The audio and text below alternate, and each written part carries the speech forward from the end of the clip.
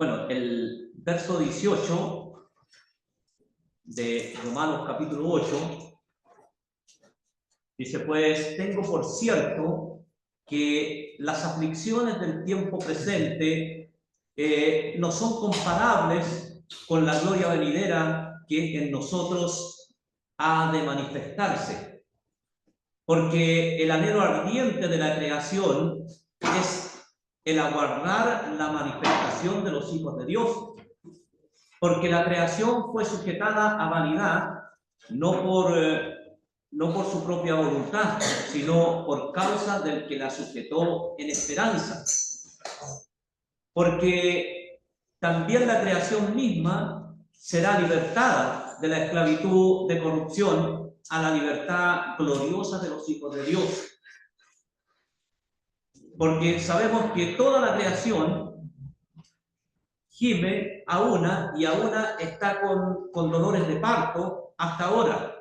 Y no solo ella, sino que también nosotros mismos que tenemos las primicias del Espíritu, nosotros también gemimos dentro de nosotros mismos, esperando la adopción, la redención de nuestros cuerpos. Porque en esperanza fuimos salvos, pero la esperanza que se ve no es esperanza, porque lo que alguno ve, ¿a qué esperarlo? Pero si esperamos lo que no vemos, con paciencia lo aguardamos. Y de igual manera, el Espíritu nos ayuda en nuestra debilidad, pues que hemos de pedir como conviene, no lo sabemos, pero el Espíritu mismo intercede por nosotros con gemidos indecibles. Mas el que escudriña los corazones sabe cuál es la intención del Espíritu, porque conforme a la voluntad de Dios intercede por los santos. Bueno, aquí el apóstol ya va llegando como al clima, digamos, en el pensamiento que él quiere llevar, o el que ha traído hasta el momento. Este capítulo 8 en realidad es tan emotivo, tan interesante el poder profundizarse, si bien no podemos perder de vista digamos, los dos pensamientos o las dos líneas que trae cuando vemos en aquella línea posicional, o vemos todo lo que tiene que ver con la soberanía de Dios trabajando en nuestras vidas, pero también tiene que ver con nuestra respuesta a lo que el Señor hizo y está haciendo en nuestras vidas. O sea, el Espíritu Santo es aquel que, por así decirlo, en nuestra conversión, nosotros nacimos de nuevo espiritualmente y tenemos esa conexión que estaba cortada. Vuelvo a repetir, y es algo que no hay que perder de vista tampoco en el libro de Romanos, acerca de las dos cabezas federales. Y normalmente vamos a encontrar en base a estas dos cabezas federales, o sea, los que están en Adán y los que estamos en Cristo. Y conforme a eso, vamos a ver también los que viven en la carne y los que viven en el Espíritu. Entonces, dentro de eso, aquí, digamos, el apóstol en el capítulo 8, cuando comienza en el verso 1 diciendo: ninguna condenación hay para los que están en Cristo Jesús, sabemos que posteriormente también nos introduce en la responsabilidad como creyente a responder esta verdad.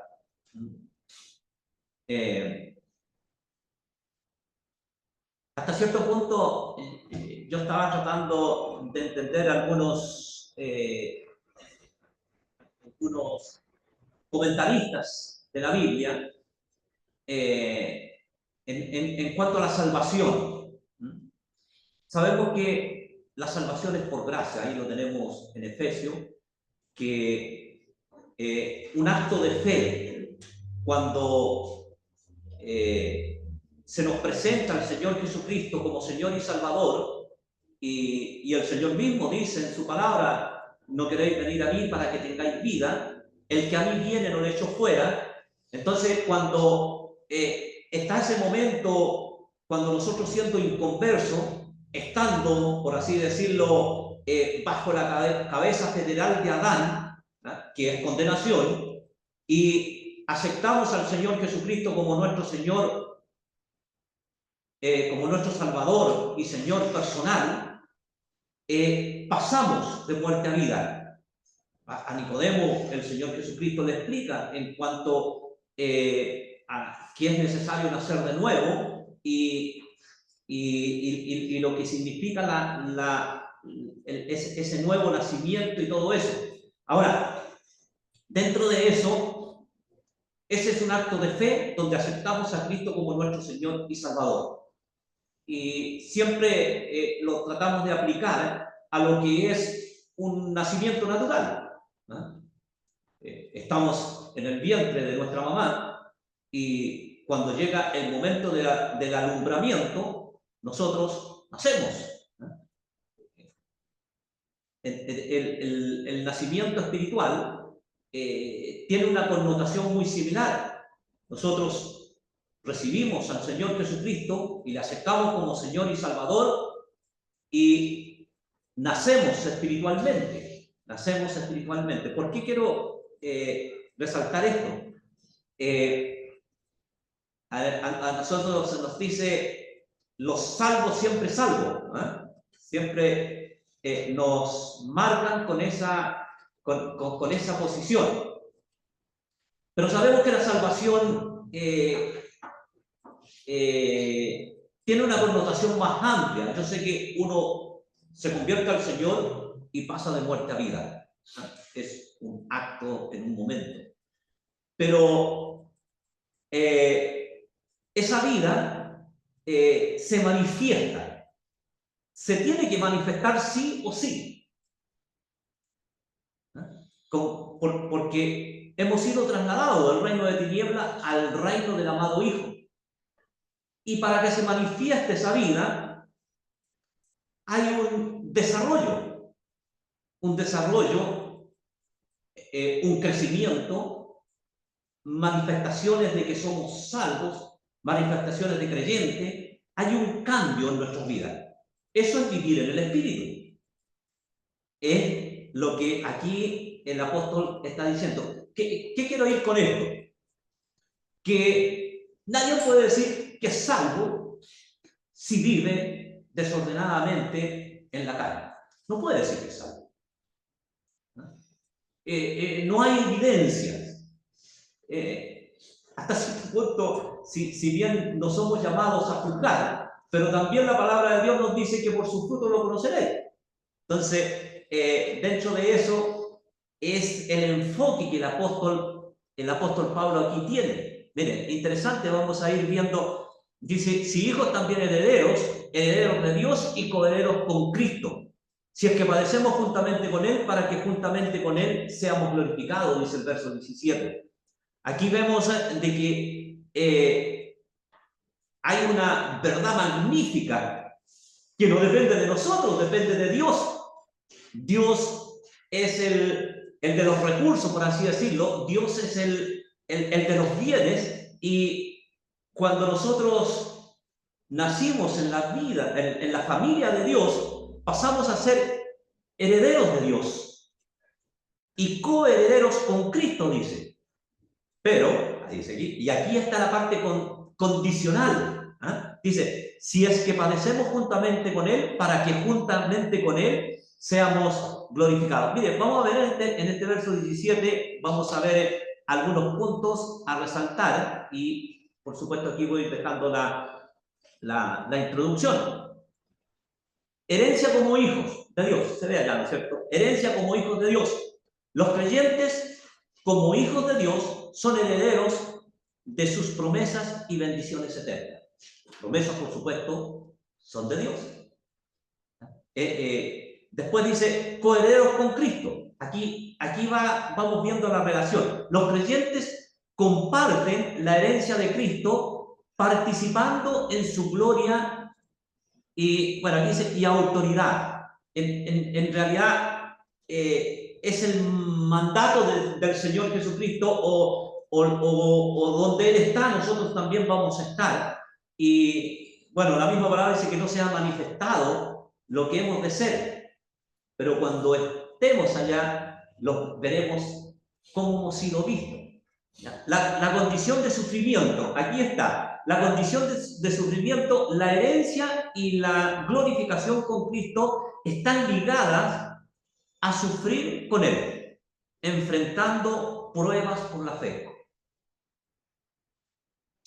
Es parte de la vida cristiana. Es algo que identifica al creyente. Quizás podemos dar muchas, digamos, explicaciones. Podemos decir que estamos en un mundo donde está contrario a los principios de Dios. Podemos decir que hay una persecución porque el príncipe de este mundo es Satanás. Y de una u otra manera, el testificar, la misma palabra de Dios nos dice que aquel que quiere vivir piadosamente va a sufrir persecución. Y el creyente en sí es probado, porque en la soberanía de Dios prueba al creyente. Prueba a sus hijos, los fortalece haciéndolos pasar por sufrimientos. Está dentro de la soberanía de Dios.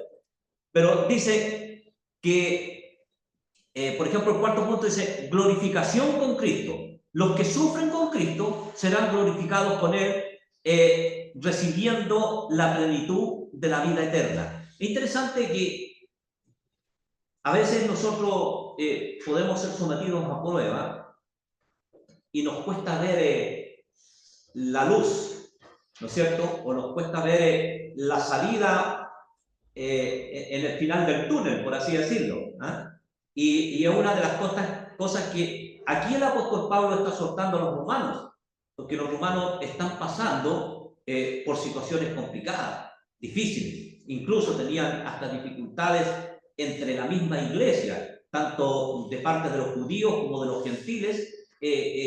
Estaban luchando por un liderazgo y eso es lo que se ve, pero también fuera de eso había una persecución de los mismos, digamos, líderes gubernamentales en aquel entonces. Pero lo que está diciendo aquí el apóstol, que si sufrimos con él, también reinaremos con él. La participación en el plan redentor, ese es lo magnífico y lo grandioso en lo que nosotros podemos disfrutar, que tiene que ver que nosotros, criaturas merecedores solamente de una condenación eterna, ahora estamos en los planes de Dios, pero no estamos en los planes de Dios como ajenos, como siervos. No, estamos en los planes de Dios como hijos, como herederos, como coherederos de las promesas de Dios. Entonces, ser coheredero implica participar activamente en el plan redentor de Dios, perseverando con esperanza en medio del sufrimiento. Ve que no somos salvos por perseverar, no somos salvos por buenas obras, pero dice Efesios que sí somos salvos para buenas obras. El creyente innatamente va a perseverar en el sentido de mantenerse en los atrios de Jehová, en mantenerse en la comunión de los santos, en mantenerse en la comunión, porque el Espíritu Santo está morando en nuestros corazones. Es algo que no se puede negar, no se puede dejar de lado. Yo no puedo decir, ¿sabe qué? Me aburrí de ser creyente, así que ya, no soy más creyente. Es como querer decir, me aburrí de ser el ser humano, no quiero ser más ser humano. Es como contradictorio. Es como contradictorio. Así que, bueno, en resumen, Romanos 8:17 afirma que los creyentes como hijos de Dios y coherederos con Cristo compartirán el sufrimiento y futura glorificación, recibiendo la plenitud de la herencia divina y participando en el plan redentor de Dios. Ahí tenemos un resumen del verso 17. Bueno, voy a dejar ahí para que los hermanos también puedan ir participando.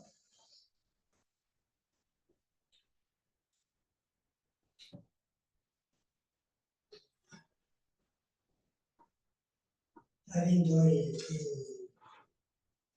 chafón, no hay duda que está lleno de placer, de satisfacción, ¿por qué hago este comentario?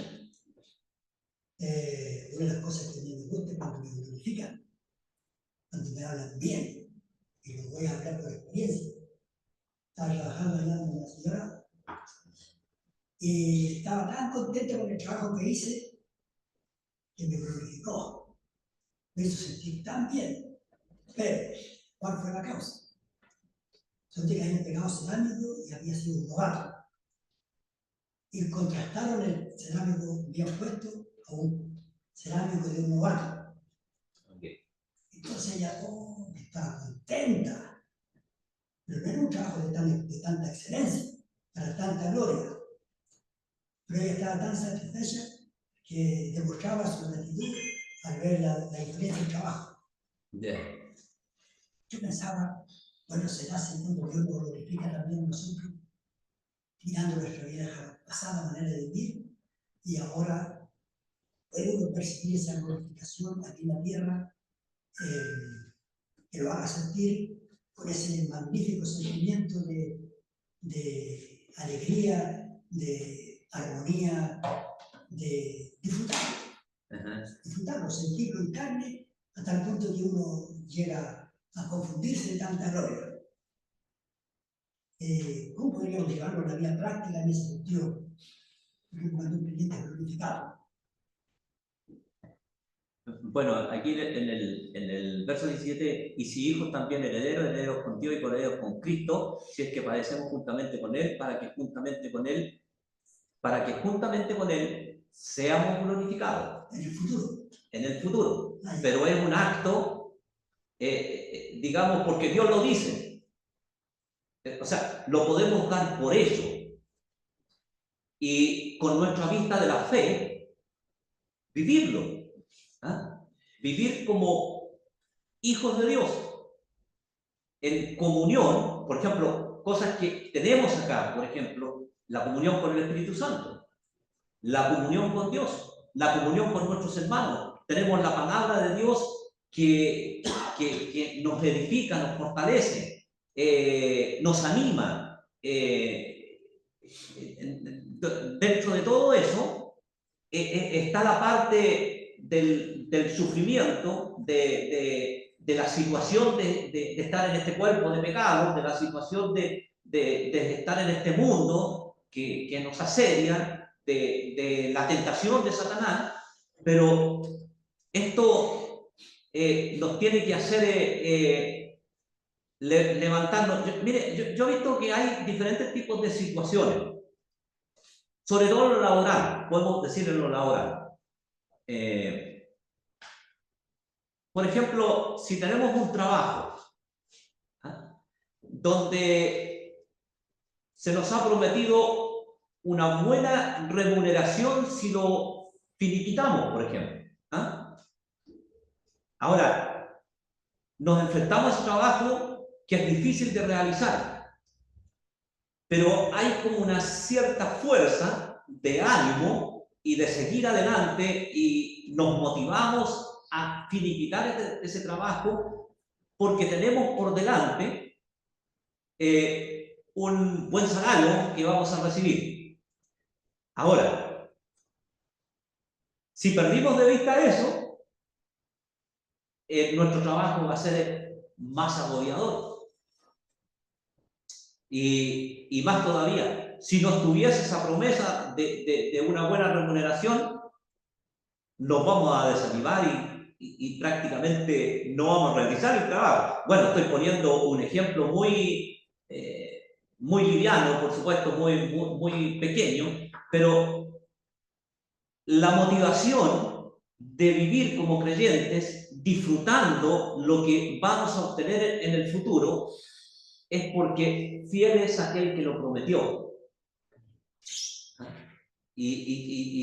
Bueno, y de hecho, dice aquí que los sufrimientos acá no son nada comparados con lo venidero.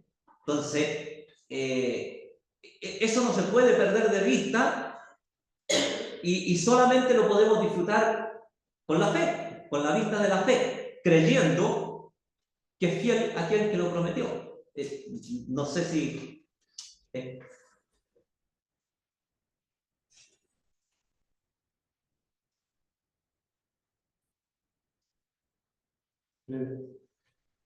¿Se acuerdan? Adelante, Juan.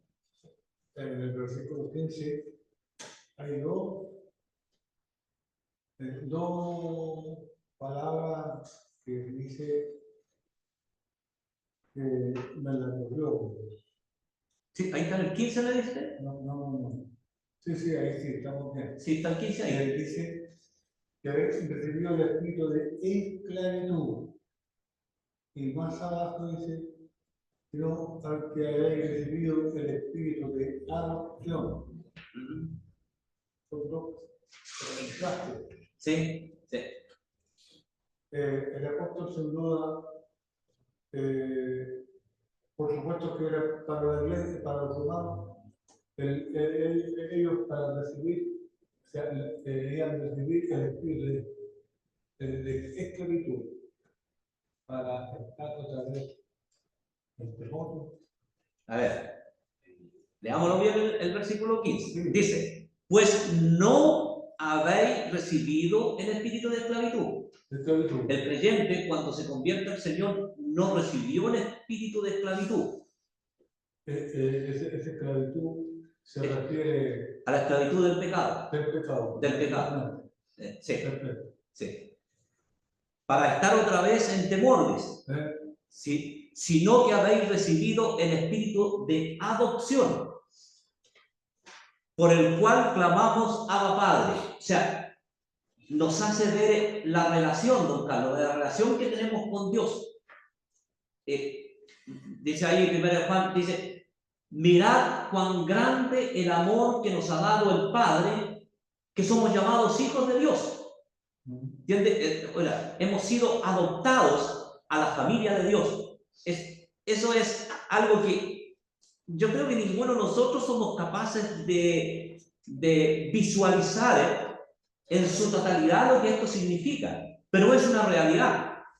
Y usted como hijo de Dios vive en la dependencia de Dios, pero ya no como el creador, ya no como un juez que nos va a juzgar, sino como hijo a su padre.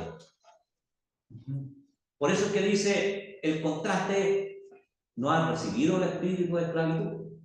Puede ser el espíritu de esclavitud, bueno, por un lado el pecado, sabemos, pero la ley hasta cierto punto nos esclavizaba, porque la palabra de Dios dice, acepto y vivirás. Y nos damos cuenta que somos incapaces, como dice el apóstol Pablo, miserable de mí, ¿quién me puede librar de este cuerpo de pecado? ¿Por qué? Porque somos incapaces de cumplir la ley y los lleva cautivos. ¿Se acuerdan que hemos estudiado eso? La ley nos lleva cautivo al pecado. Entonces, ya ahora no tenemos que tener ese temor y no tenemos que vivir bajo ese temor, porque somos hijos. Debemos vivir en el Espíritu. Bueno, es la exhortación. Eso es lo que diría una persona, el antes y el después. El antes y el después. Cuando uno cuando Nelson construía casa, después sacaba la foto el antes y después la foto, ¿cierto, Nelson? El antes y el después. Tremendo cambio. Bueno, delante nuestro hubo fotos feas, Sí. pero ahora somos lindos, preciosos. La verdad, Amén. Para la gloria del Señor. delante y después. Así es. Estaremos pintados ya, ¿no? Aquí hay un versículo que dice, estando persuadidos de esto que el que comenzó en vosotros la buena obra, la perfeccionará hasta el día de Jesucristo. Hay un tiempo de perfección. Claro que somos salvos por gracia, por fe, y claro que no perdemos la salvación, y claro que ya tenemos lugar reservado en los cielos, y claro que nuestro nombre está inscrito en el libro de la vida. No hay duda de eso. Pero la palabra nos dice que estamos siendo perfeccionados. Qué bueno es que vivamos cada día adjudicando al Señor las cosas que vivimos. Especialmente creo que el Señor es muy bueno y nos mantiene en buen pie, diciendo, bendito sea el Señor, porque amaneció hoy día. Yo decía, mira, este paisaje tan lindo que se ve de aquí en la ventana, creación de Dios, bendito sea el Señor. Y cuando llueve, bendito sea el Señor. Y cuando, ¿qué sería si no lloviera y si no cayera nieve y no tuviéramos agua en el verano? ¿Y qué pasaría si el Señor cortara el oxígeno? No, perdimos todo. Entonces, yo tenía este pensamiento mientras escuchaba, pero no salirme del contexto. Dice aquí un versículo que ya lo pasamos, por cierto, el 12. Así que, hermanos, deudores somos, no a la carne, para que vivamos conforme a la carne. Porque si vivimos conforme a la carne, moriréis. Mas si por el Espíritu hacéis morir las obras de la carne, viviréis. Entonces, por cierto que nosotros somos templo del Espíritu y tenemos que caminar en obediencia conforme a la palabra para cada día lo más posible seamos y vivamos conforme al Espíritu. ¿Ya? Pero también sabemos que a veces restringimos al Espíritu. No quiero ser la nota negativa, pero quiero hablar una verdad que nos sucede a todos. A ver, Nonito daba un buen ejemplo eso de que el cerámico y que había contraste y que se había sentido bien. Por supuesto que eso sucede, le sucedió a él y nos sucede cada vez que nos dan y nos ponen en una situación bonita. Pero no el mundo y la vida del cristiano es todo bonito, porque el mismo contraste a él le toca, perdón Nonito que me meta en esto, le toca cuidar a su mamá en la noche. Y eso debe ser un poco la otra cara. Por amor, por supuesto, que no debe ser tanto cambio. Yo recordaba recién cuando a mí me operaron, tuve unos dolores muy grandes, tremendos. Y el Espíritu me llevó en un momento a decir, bendito sea el Señor en este dolor. Por lo tanto, creo que el pensamiento se basa que el crecimiento, por supuesto, está en el diario vivir, pero más que en el diario vivir, en los momentos complejos de la vida. Y los cristianos vivimos momentos complejos y nos sirven para el crecimiento. Amén. Bien.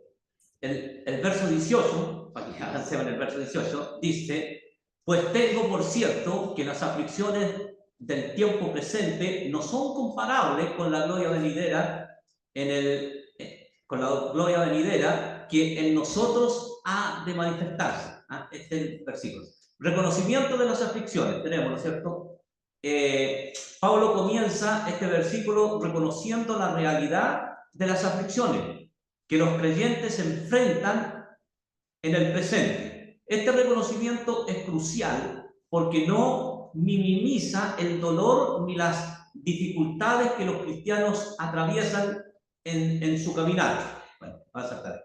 Pero el segundo punto, comparación entre el sufrimiento y la gloria.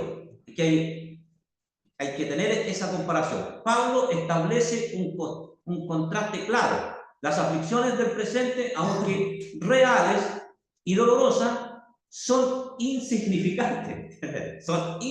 El apóstol Pablo lo dice, son insignificantes cuando se comparan con la gloria venidera. O sea, aquí es para que nosotros tengamos este contraste.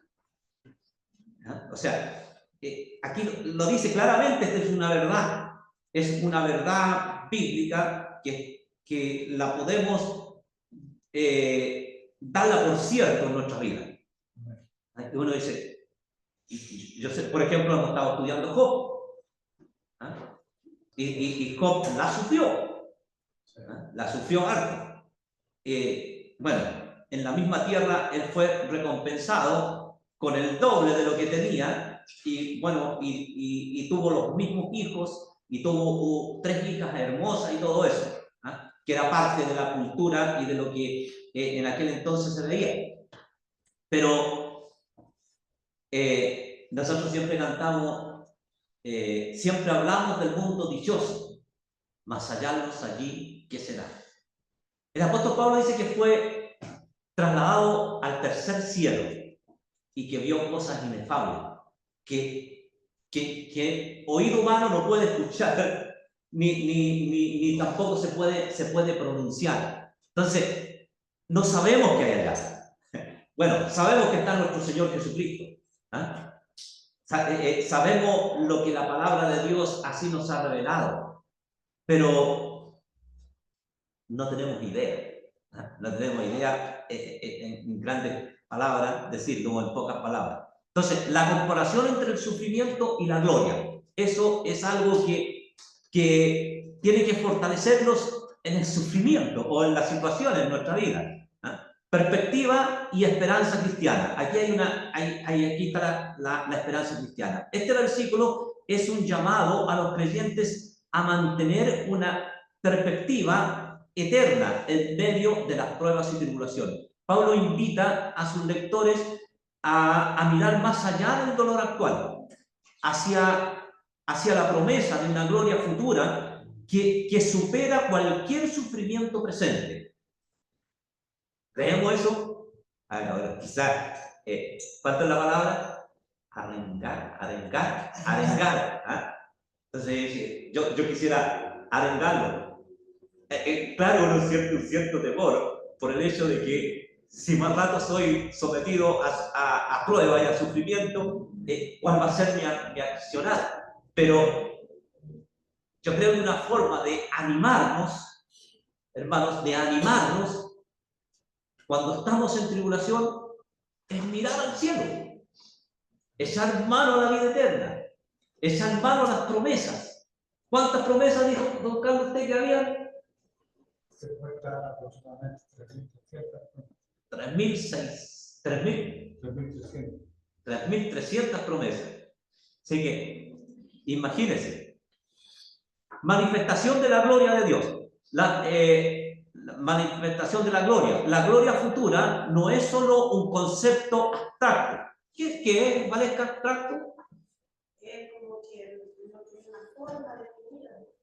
Ya. Entonces, esto no es un concepto abstracto, sino que será manifiesta en nosotros. Esto implica una transformación total del ser del creyente, tanto espiritual como físicamente. ¿Cómo dice el hermano Manuel? Allá no desafinaremos. ¿Ah? No sale ni una parte de la Biblia, pero está bien, porque realmente vamos a estar en la presencia del Señor muy diferente, ¿no es cierto? La motivación para la perseverancia. Finalmente, este versículo tiene un fuerte componente motivacional. ¿Digo bien la palabra? Motivacional. Esa es la idea. ¿Ah? Y eso es lo que está buscando el apóstol Pablo a los romanos, y eso es lo que está diciéndonos la palabra a nosotros en esta iglesia de Santa María, con diferentes dificultades que podamos estar viviendo en nuestras vidas. Yo quería hacer una arte en cuanto a los sufrimientos. Quería hacer una arte en cuanto a los sufrimientos. Resulta que los sufrimientos pueden ser sufrimientos físicos, mentales, psicológicos, Emocionales. personales, etcétera, etcétera. Pero hay un sufrimiento en el cual, sin duda, el Señor lo conoce todo lo que el hombre está propenso a experimentar, a vivirlo, ¿no? Pero dice la palabra clara que los sufrimientos, sea como sea, no se compara a la gloria venidera. Eso de compararlo, yo creo que hay que tener visión espiritual para compararlo, ¿no? Sí. Porque a veces uno muy liviano mira así a poco monto lo venidero en cuanto a lo celestial o a lo divino. Mire, la manera de motivarse, don Carlos, bueno, yo sé que hay, digamos, personas que trabajan en eso, ¿ah? Motivando. Bueno, nosotros nos motivamos, por supuesto, con las verdades de la palabra de Dios. Lo que también se puede hacer hincapié, y que creo que es una realidad, que algunos tienen más aguante que otros, y uno enfrenta situaciones. Yo me acuerdo cuando yo estuve accidentado en la ICT y después teníamos que ir a terapia y todo eso, habían personas que tenían que ser asistidas por psicólogos y todo eso. A mí me acuerdo un tractorero que manejaba tractores y que moviendo los fierros que son pesados, se cortó esta parte del dedo aquí. Se le amputaron toda esa parte del dedo. Y el hombre estaba con depresión. Si usted conversaba con él, veía todo negro, pensaba que nunca más iba a trabajar, todo eso. Y después había uno allá en silla de ruedas. Esta parte de aquí la tenía muy bien, pero los pies definitivamente ya no iban a funcionar más. Y es interesante que conversar con él, la manera que tenía de motivar él, esa persona, decía, bueno, mire, bueno, las cosas cambiaron, dijo en la casa, pero mi esposa está trabajando y yo tengo que hacer las cosas en la casa, tengo que mantener todo esto, yo me muero, tengo las manos, porque decía cosas así, y se motivaba el hombre, ¿eh?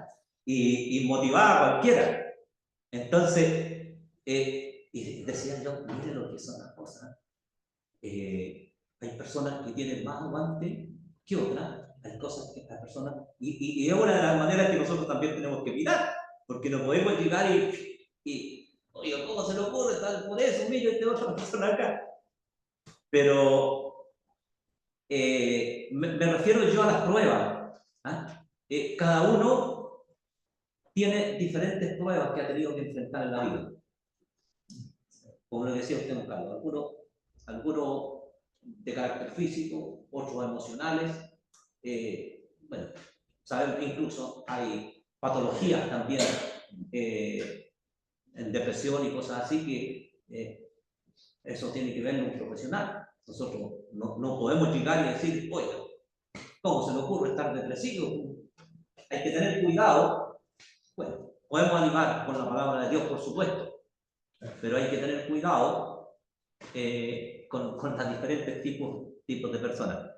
Me fui para otro lado. Pero en resumen, el resumen de este versículo 18 ofrece una perspectiva que alienta a los creyentes a ver más allá de sus sufrimientos actuales, enfocándose en la incomparable gloria que será revelada en ellos en el futuro.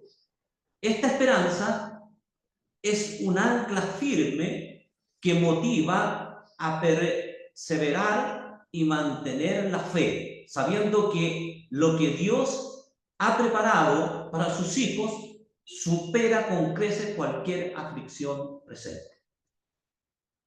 ¿Qué les parece este resumen del verso 18? Ahí está el verso 18. Entonces, ahí está una motivación. Dice, pues tenga por cierto que las aflicciones del tiempo presente no son comparables con la gloria venidera, que en nosotros ha de manifestarse.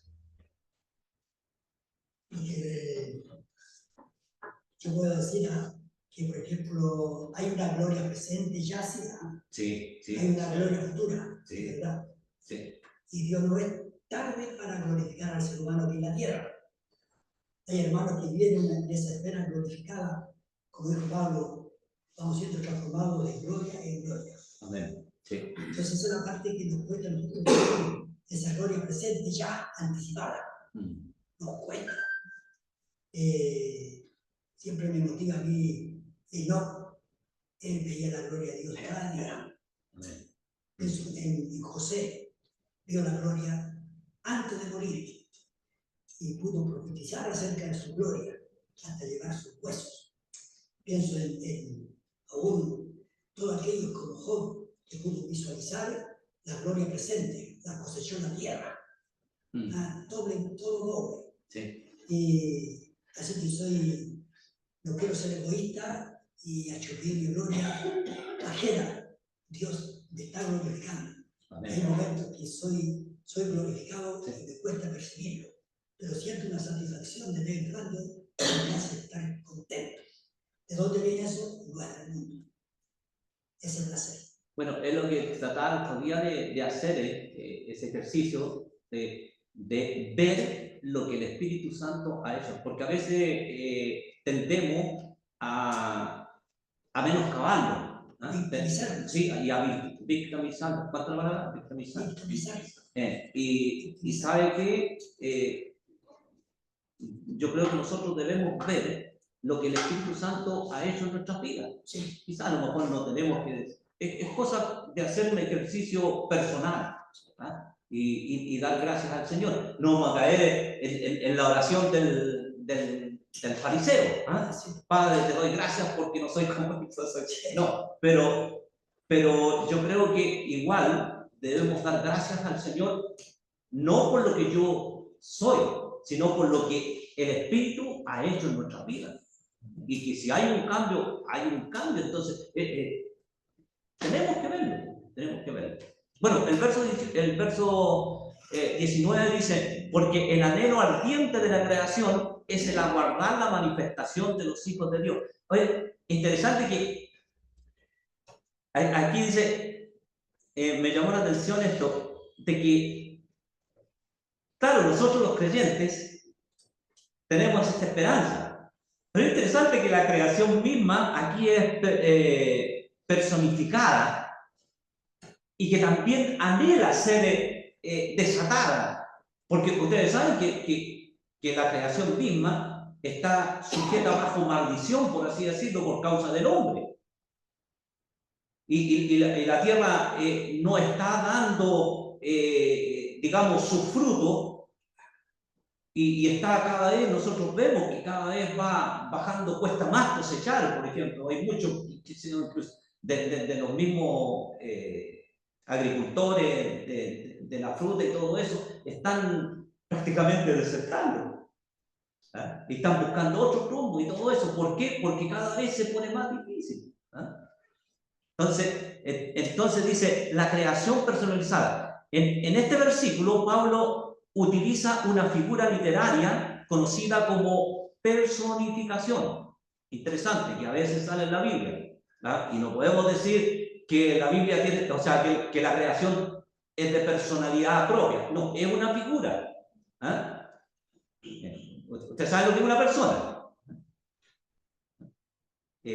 Por ejemplo, hablamos de las personas de la Trinidad, que tienen esa ¿cuál es la palabra? Identidad propia. ¿Ah? Bueno, este versículo Pablo utiliza una figura literaria conocida como personificación, donde la creación misma es descrita como si tuviera emociones y expectativas.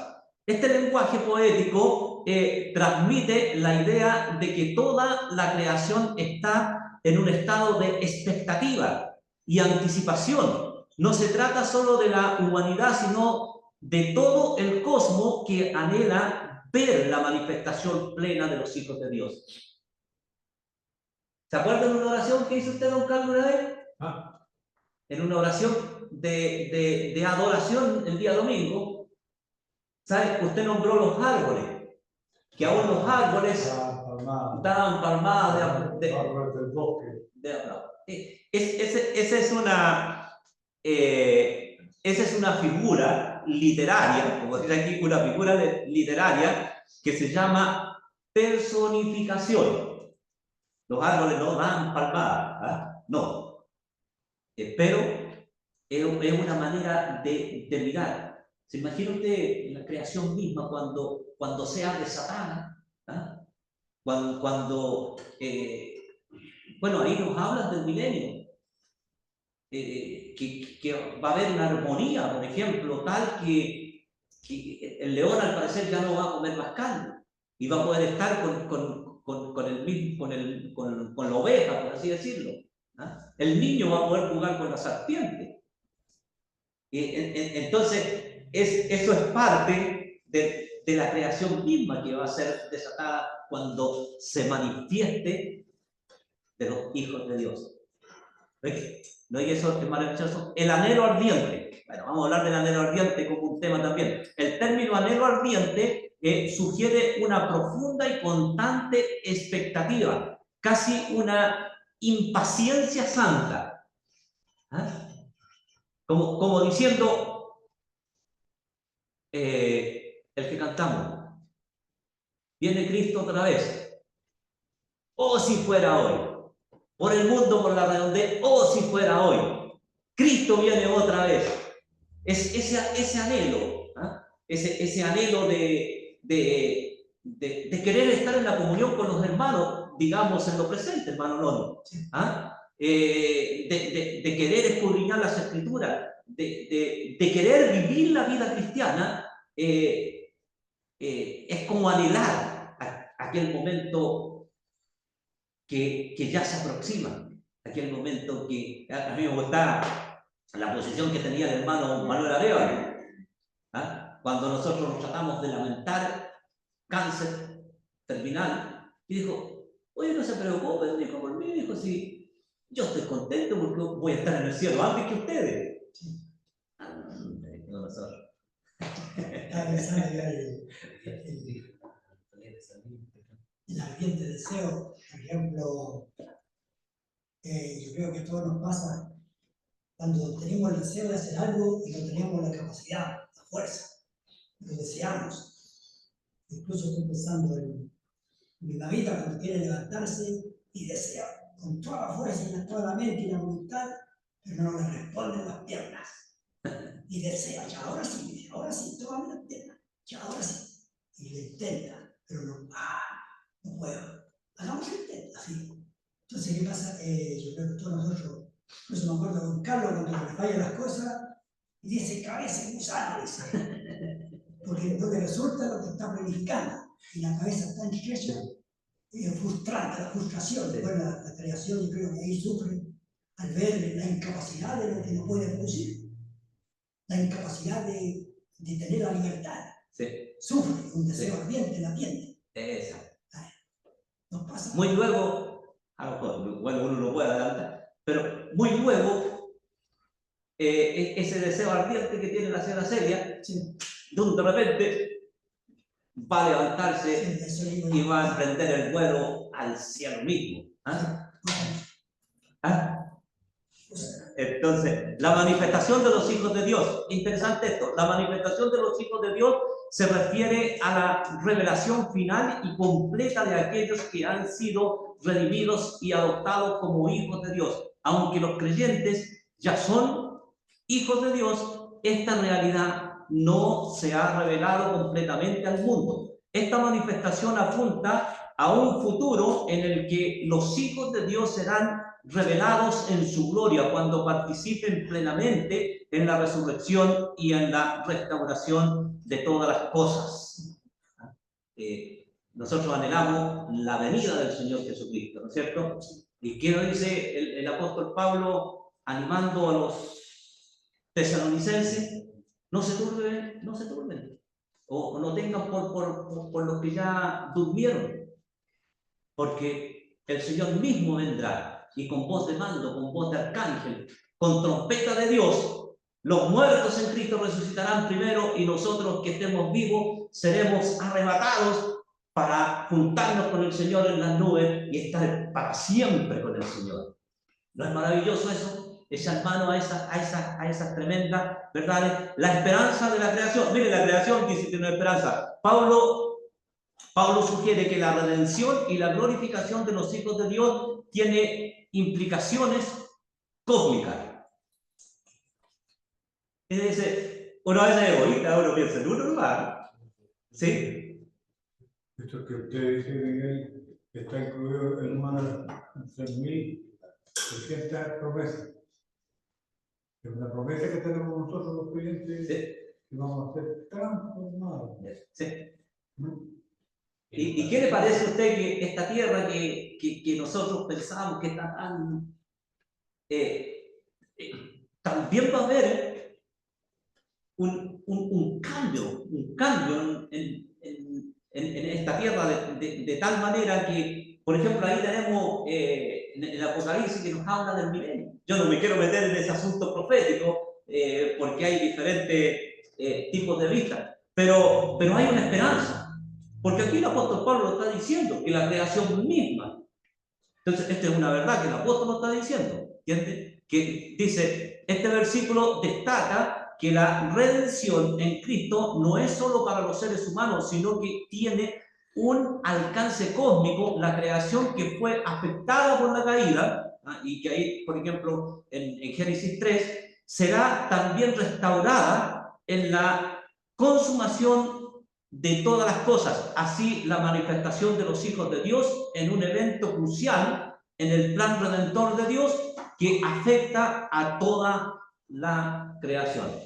Voy a darle el resumen para terminar porque estamos pasados la hora. Dice, revela, Romanos 8:19, revela que toda la creación está en un estado de anticipación esperando la manifestación gloriosa de los hijos de Dios. Este anhelo ardiente refleja el deseo de restauración y renovación que no solo pertenece a los redimidos, sino a todo el cosmos que será transformado cuando los hijos de Dios vean revelados en su gloria futura la redención en Cristo. Por lo tanto, tiene un alcance mucho más allá de la humanidad, impactando toda la creación. Buen tema ese, pero ¿hasta dónde vamos a llegar? Un hermano que nos encomienda al Señor en oración, por favor.